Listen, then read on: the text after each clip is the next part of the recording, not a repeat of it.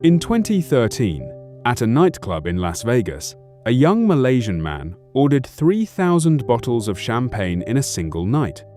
The bill came to over $2 million. He paid it without blinking.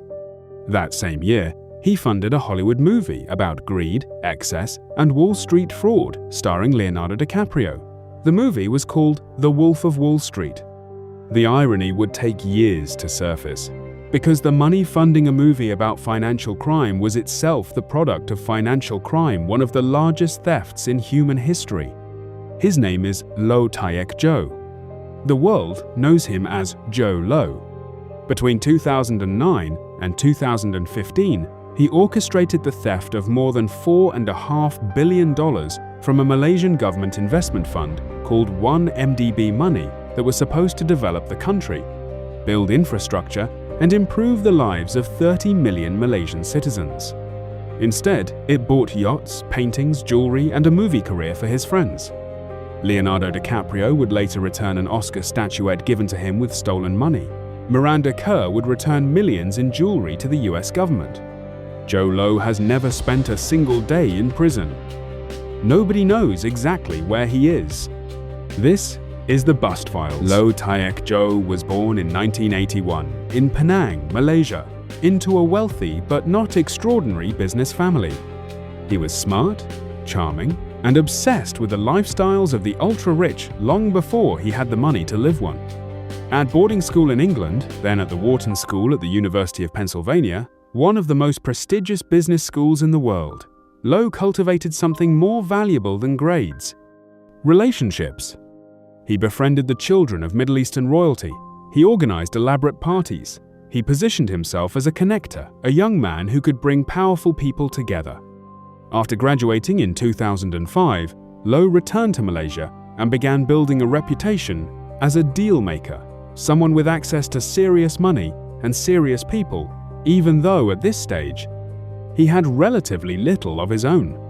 What Low understood better than almost anyone his age was that perceived access to capital was, in the right rooms, nearly as valuable as capital itself. In 2009, Malaysia's government created a new sovereign wealth fund. Its purpose? To attract foreign investment and fund development projects that would benefit the country for generations. They called it One Malaysia Development Berhad, 1MDB. Jho Low, still in his 20s, became one of its key advisors. 1MDB was created with a legitimate and even admirable mission. Malaysia wanted to diversify its economy, attract foreign direct investment, and develop strategic industries. The fund would raise capital largely through bonds, meaning borrowed money and invest it in projects that would generate returns for the country. On paper, it looked like sound economic policy. Malaysia's Prime Minister at the time, Najib Razak, chaired the fund's advisory board. This mattered enormously. It meant that the country's most powerful political figure had direct oversight of exactly where the fund's money went. Jho Low was never an official employee of 1MDB. He held no formal title, but he was everywhere present at meetings, present in email chains, present whenever major financial decisions were made. This informal, undefined role gave him something crucial: influence without accountability. If something went wrong, there was no job title connecting him to the fund. If something went right, he could claim the credit informally, in private, to the people who mattered. In its first major deal, 1MDB partnered with a Saudi Arabian company to launch a joint venture. It raised billions of dollars. And immediately, an enormous amount of that money began moving somewhere else entirely.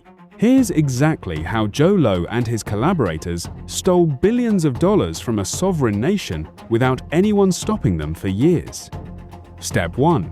Raise money through legitimate-looking bond issuances. 1MDB partnered with Goldman Sachs, one of the most prestigious investment banks in the world, to raise money through bond sales. Goldman helped structure and sell 3 bond offerings between 2012 and 2013, raising a total of $6.5 billion. Goldman's fees for this work were extraordinary, roughly $600 million, far higher than standard market rates for this type of transaction. Some of the excess fees, prosecutors would later allege, were used to pay bribes. Step 2. Route the money through shell companies. Once the bonds raised billions, the money didn't go directly into legitimate development projects.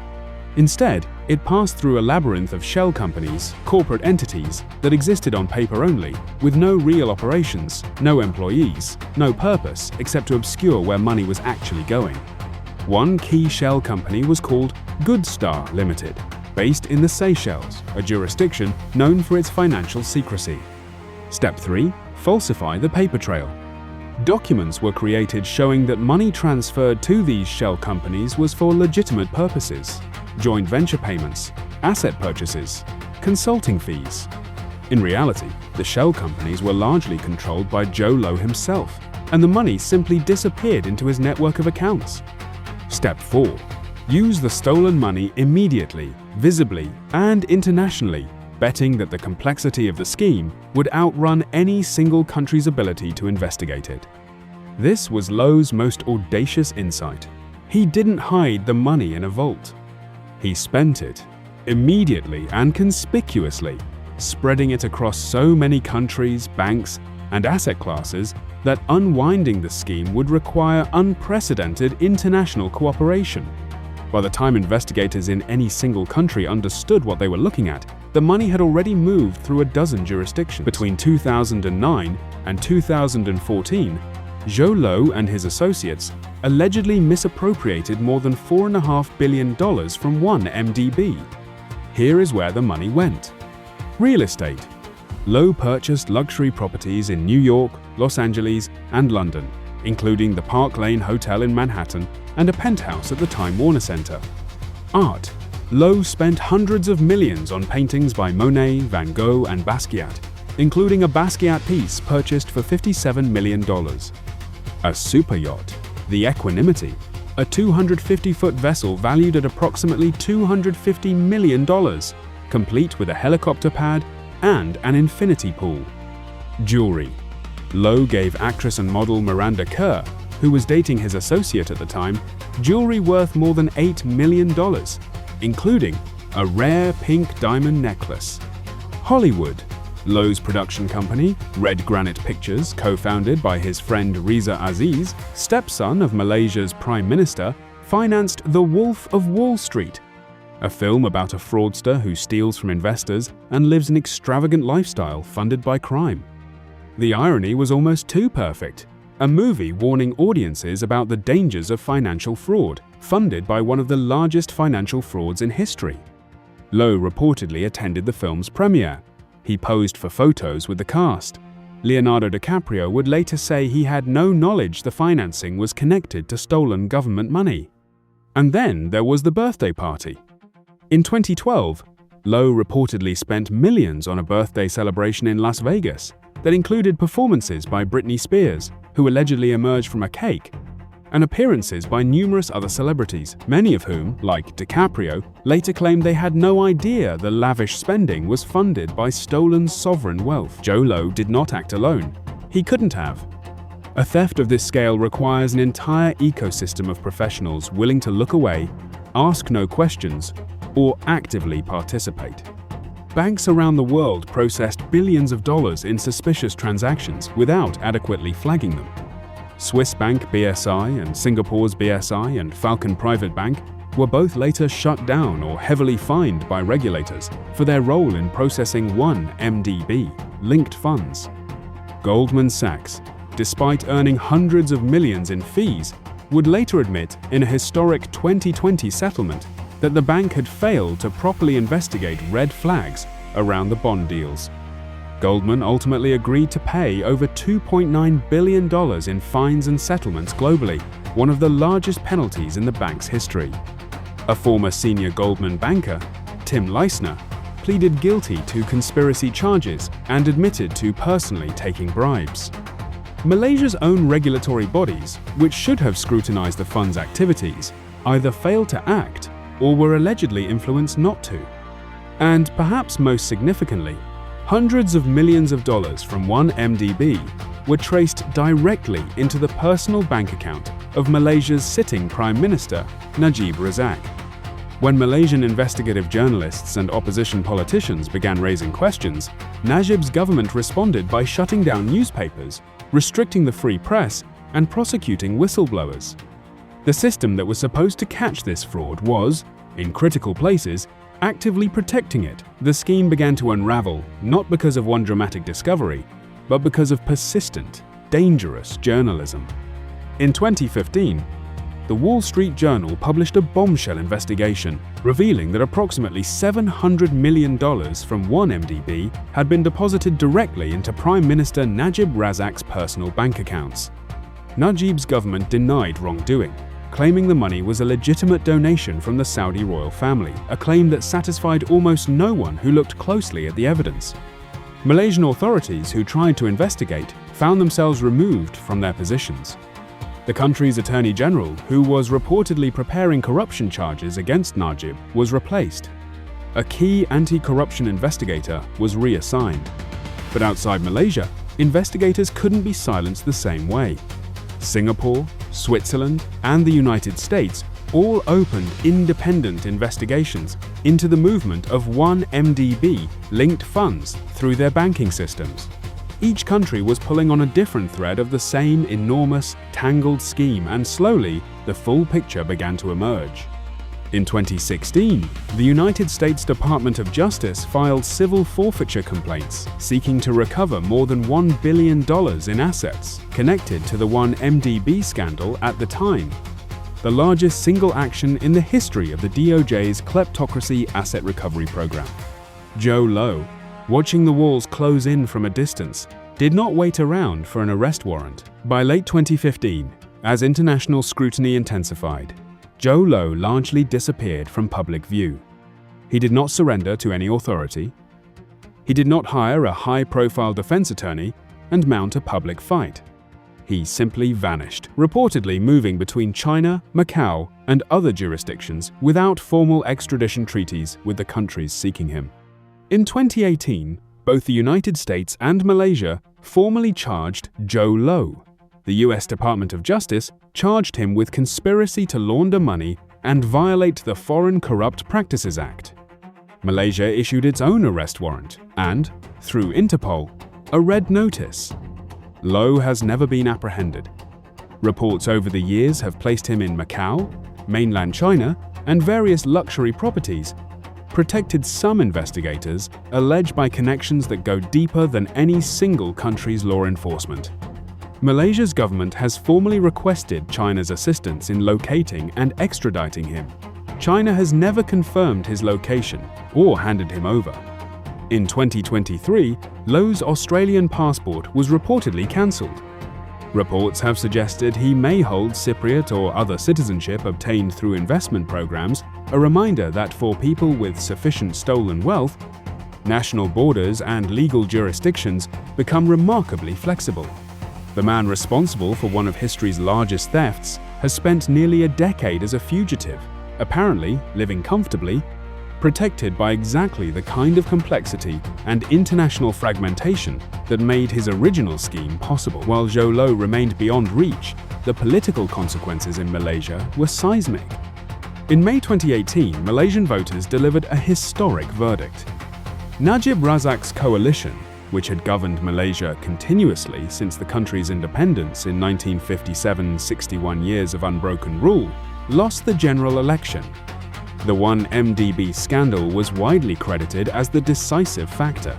Malaysian voters, furious over evidence of astronomical corruption at the highest level of government, voted for change. Days after leaving office, Najib was arrested.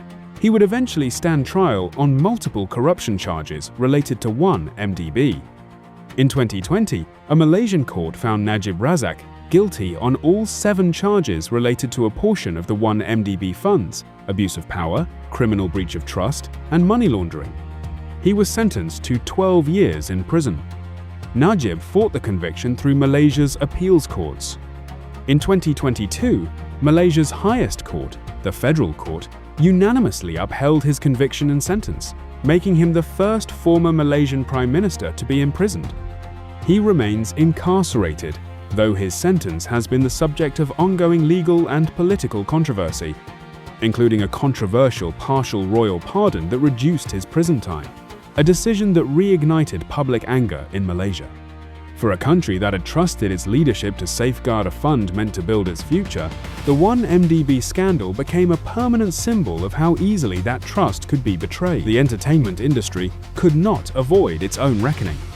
In 2018, following the DOJ's civil forfeiture actions, Leonardo DiCaprio's foundation returned assets connected to the stolen funds, including a Picasso painting and a Basquiat artwork that had been gifted to him.